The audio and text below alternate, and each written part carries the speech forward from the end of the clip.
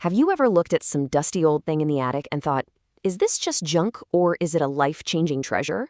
Well, today, we're going to put on our detective hats. We are going to uncover the 7 key pillars that really determine an antique's true worth and figure out how to follow the clues to an actual price tag. I mean, we've all been there, right? You're at a flea market, or maybe you're helping clear out a relative's house, and you pick up this fascinating old object. And that one big question just pops right into your head. Is this a charming piece of junk, or could I be holding a hidden gem? Well, here's the thing. You don't actually have to guess. Valuing an antique, it isn't magic. It's an investigation.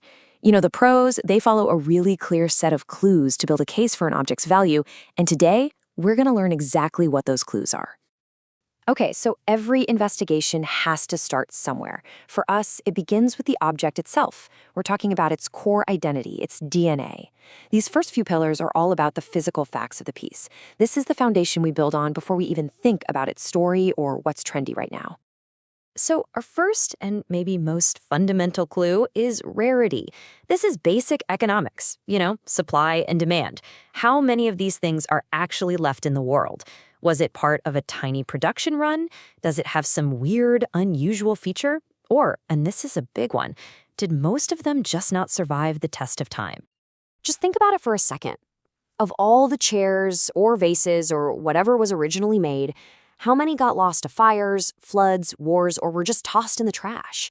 That tiny, tiny sliver of survivors, that's where incredible value is born. I mean, an object that's one of only a handful left in the entire world, that automatically puts it in a whole different league. Okay, our second pillar is condition, and let me tell you, this one is a huge deal. An item can be super rare, but if it's in terrible shape, its value just plummets. On one end of the spectrum, you've got museal quality. We're talking untouched, complete, just like it was made. On the other end, a piece that's broken, missing parts, or has been badly repaired. The key takeaway here, originality is king. So let's say you have a rare piece, and it's in great condition, but is it the real deal?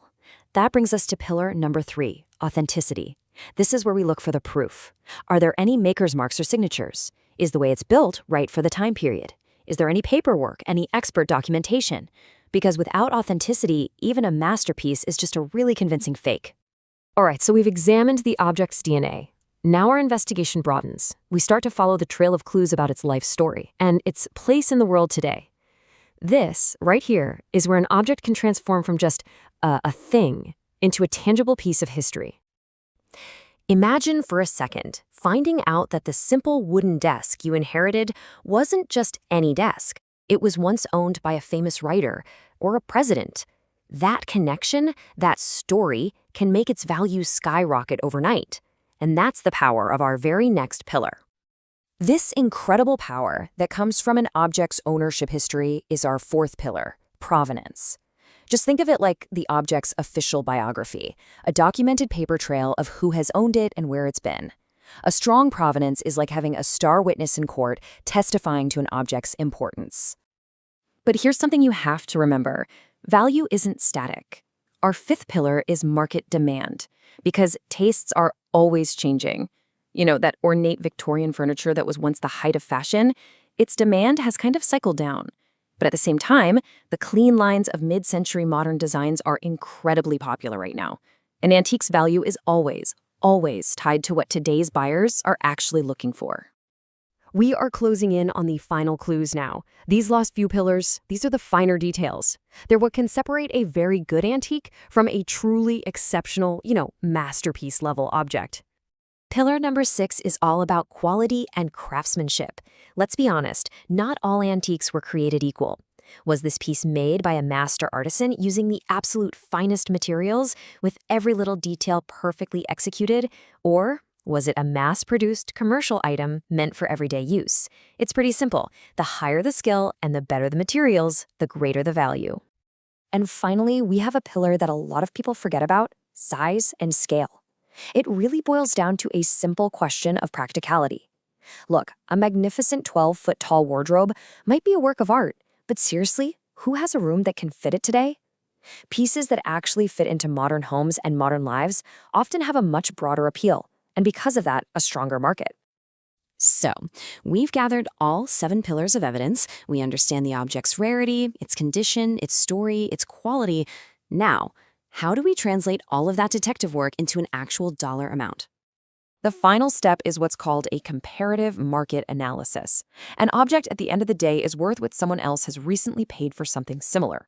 So appraisers, they hunt for these comparables by digging through auction records, checking dealer prices, and analyzing online sales data to build their final case for the value. And when all 7 of those pillars align perfectly, when you find an incredibly rare museum quality piece made by a master with a rock solid history that also happens to be in high demand, well, the numbers can become truly, truly staggering. So how can you apply all this in the real world? Well, the great news is that the modern valuation detective has more tools at their disposal than at any other time in history.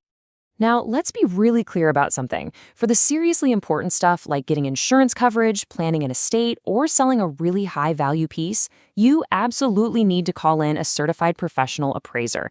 They have the specialized expertise and they can provide the official documentation you're going to need. But for your own initial research, that first moment of curiosity, technology can be an incredible partner. There are AI-powered apps now that can scan a picture of your item, compare it to these huge databases of sales, and give you a really powerful, data-driven starting point for your own investigation.